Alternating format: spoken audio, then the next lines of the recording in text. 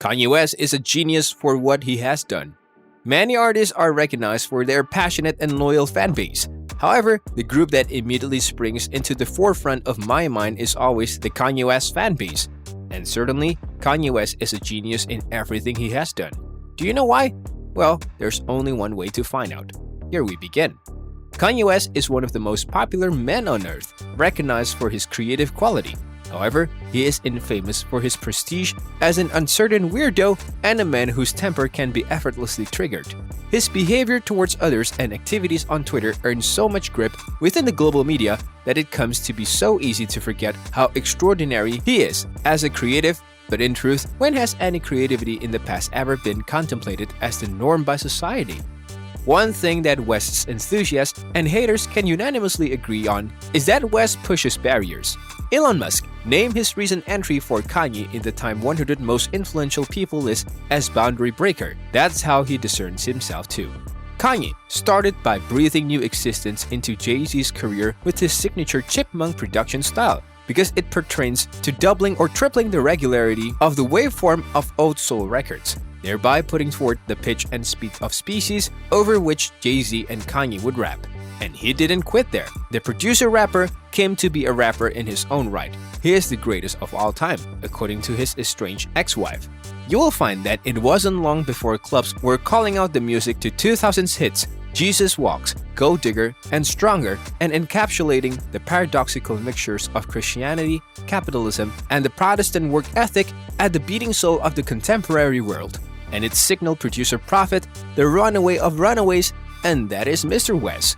But Kanye West's lyrical prestige is not certainly given rise by the timely bops of Dropout, nor by the late ballads of Donda, but by the inner trinity of masterpieces of remarkable proportions right in the inside of his 10-album run. 808s and Heartbreak relinquish the casualty of his incredible mother and a breakup with the fiancé of his dreams. The outcome is an album that indicates the deathly experience of lost love and thereby wakes us all to the truth of loss in all of its aspects. Unfortunately, it gave rise to a slew of unprofessional albums in the 2010s by lesser artists, but on its own, 808s is a looming masterpiece that carried Kanye to new audiences before his embarrassing MTV confrontations in 2008, which are the fruits of Hennessy, Shades, and Anguish. Kanye started as a producer, famously dropping out of university educations to make beats for many rappers, most notably Jay-Z. His beats, incorporating fake soul specimens and priority on vocal loops, have constantly stood out since their initial appearance. Still, Kanye wished to follow a career as a rapper as well, even after being denied by a collection of record corporations due to his impressions of not being gangsta enough. In 2005, Kanye famously went off-script during a Hurricane Katrina relief broadcast with a popular statement. One of his statements has provided great media coverage and attentions. He said that George Bush doesn't care about black people. This was furthermore around the time that Kanye's praised sophomore album, Late Registrations, was released, sparking him to develop his GOOD Music record label. The label has been under pressure in the industry since its beginning, helping birth the professions of the tastes of John Legend, Big Sean, and Pusha T. One of the reasons why we are in awe of Kanye West is his extensive indifference to genre constraints. Though rap in the 2000s was in several ways prohibited for someone with his degree of musicianship, he didn't allow this to halt him from seeking unorthodox techniques in his music. In an aggressive move, his 2007 album Graduations incorporated synthesizers and electronica to formulate huge anthemic hip-hop music.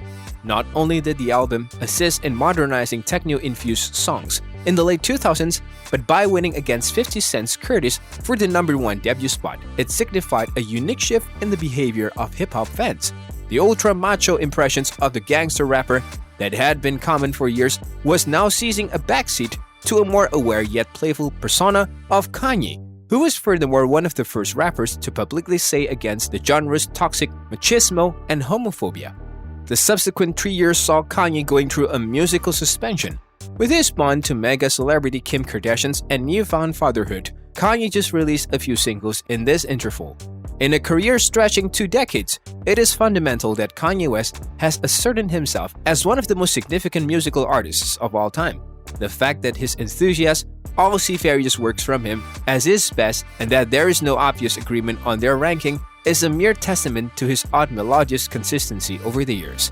With his unhinged and self-absorbed persona, Kanye has, for better and for awful, redefined what it implies to be a star in the 21st century.